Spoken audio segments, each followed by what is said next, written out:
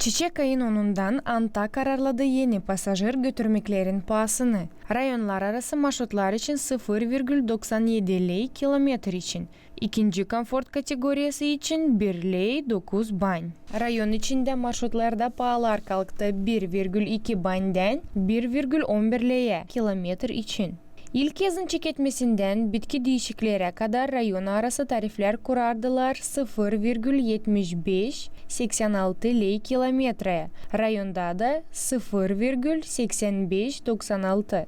Gagauzyan yaşayanların nişanlarlar ki duydular pasajir götürmeklerin pahalanmasını. Ben işiterim hem görerim nece pasajir götürmeklerin pahası büyür. Nece şoförler böyle pahalara var nasıl satın alsınlar petrol mallarını açan biletler eskice tutarlar. Böyle olmaz. Elbette pahalar hepsine kalkarlar. Ben geldim kendi pensiyamın 2000 lei de ne ben var nasıl satın alayım. Ben çoktan gezmeyerim transportta ama bugün gelip hesap aldım ki geçti haftadan pahası kalktı 1 lei da böyle her gün onlar büyür. Nice bu olaylar var nasıl düğmesinler cebimize. Koşulları ödeyip ne kalır bize? Как не будет бить? Услуги уплачены, а что остается нам? Я не часто езжу, но вот сейчас пришлось ехать к детям туда, в Тирасполь. Много. Ben çok gezmeyerim avtobusta ama bugün lazım oldu gideyim uşaklarıma Tiraspol'a. Da duydum ki pahalar pek kalktılar 10-20 liraya kadar. Her yerde değil bir türlü ama kalktı. Çıkış ki daha çok dikkatlik verilsin pensiyonerlere. Niçin bize pensiyaları kaldırdılar sadece 6%. На пенсии. Нам подняли сейчас очень мало, на 6% всего лишь. Bütünden aldığının pahalar kalktı 20%. İnsan hangisi biznesini kazanır sanırım ki bu tadı dayanan. Ama bize değini pek bit. Sanırım ki öteye doğru başka mallara da pahalar kalkacak. Söyleyeyim Haliz'den sanmıyorum ki nesiyse çıkış bu durumdan olacak. Nu cred că este ieșire din situație pentru ei. Situația Конечно, сильно.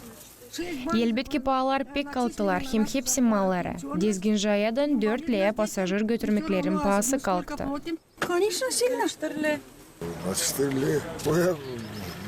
4 liraya kalktı yol Dizginjaya gitmediğini. Ben pek duymuyorum bunu ne çünkü gezerim bu yoldan 1-2 sıra ayda. Komrat Avtostansiya temsilcilerin laflarına göre bugünkü günde yeni lazımlı reislere Kagul, Komrat yolun pahası kurar 88 leyden 27 bandan 113 ley 49 bana kadar. Bakarak marşruda. Komrat Kişinyov çekilir 90 leyden 21 bandan ta 92 leye 15 bana kadar. Kişinyov Kagul 96 ley yol kurar. İstedik komentari kabul etme şoförlerden de ki onların bakışını buna öğrenme. Ama onlar kayıl olmadılar.